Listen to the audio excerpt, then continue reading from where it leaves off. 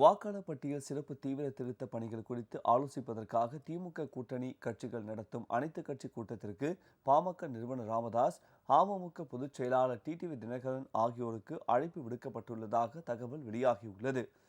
தமிழகத்தில் அடுத்த ஆண்டு சட்டமன்ற பொதுத் தேர்தல் நடைபெறவுள்ள நிலையில் தேர்தல் ஆணையம் மேற்கொள்ள உள்ள வாக்காளர் பட்டியல் தீவிர திருத்த பணிகளுக்கு திமுக மற்றும் அதன் கூட்டணி கட்சிகள் கடுமையாக எதிர்ப்பு தெரிவித்துள்ளன.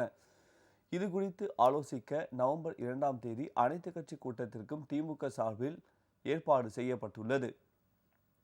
கூட்டத்தில் பங்கேற்குமாறு 60 கட்சிகளுக்கு அழைப்பு விடுக்க திட்டமிடப்பட்டுள்ளதாக தெரிகிறது. நாம் தமிழர் கட்சி, நடிகர் விஜயின் தவேக ஆகிய கட்சிகளுக்கும் அழைப்பு அனுப்பப்பட்டுள்ள நிலையில் ராமதாஸ் தலைமையிலான பாமக, டிடிவி தினகரன் தலைமையிலான அமமுகவிற்கும் அழைப்பு விடுக்கப்பட்டுள்ளதாக கூறப்படுகிறது. வாக்காளர் பட்டியல் தீவிர திருத்தத்தை ஆதரிக்கும் அதிமுக மற்றும் பிஜேபிக்கும் மட்டும் அழைப்பு அனுப்பப்படவில்லை என தெரிகிறது.